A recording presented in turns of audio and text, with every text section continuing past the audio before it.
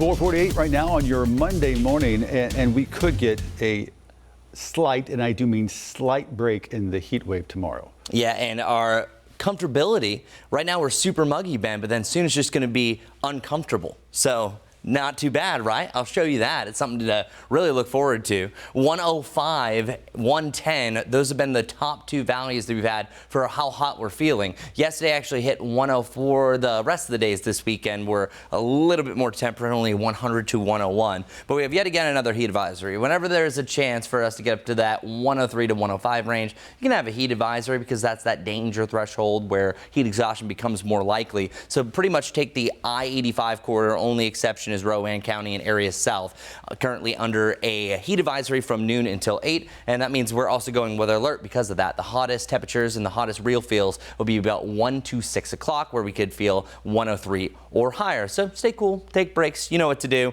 Our hourly forecast, you can see here, 98 is the real feel by about noon, 101 to 103 really from about 5 o'clock, and then things start to drop out after that. Now, rain's going to help us out. If we get rain a little bit earlier, of course, we're not going to hit as high of a temperature and you're not going to feel as hot. But today I have a high of 97, but a big shift by tomorrow, 89, 91, 92. I even have a rain-free atmosphere on Wednesday, even though a lot of us have avoided the rain in the most recent days.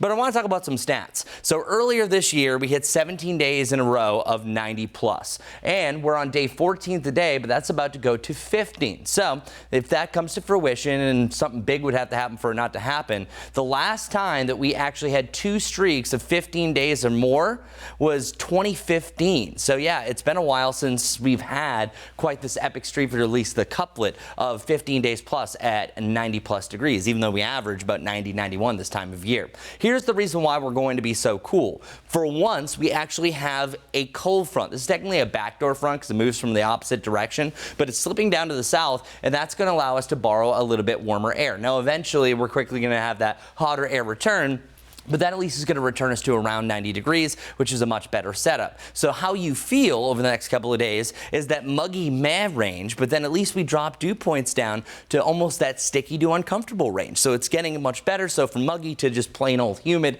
trust me, it will be a noticeable difference. Our futurecast showing our first signs of a pop-up storm as early as 1 o'clock, but I think it's really by the late afternoon to early evening that we see the most numerous storms. That's your best chance for rain from the I-40 corridor down to the I-85 corridor. And then by tomorrow, we're dealing with a lot more cloud cover. That's also another thing. Cloudy atmosphere, scattered rain showers possible through the morning, heading into the afternoon, eventually seeing more sunshine to end the day. And that's why we're on the cooler side of things. So one more day going weather alert because of the heat, but then a big difference, 89 to 92, before eventually we have another extreme heat threat back to the mid to the upper 90s by next weekend. That's your weather report.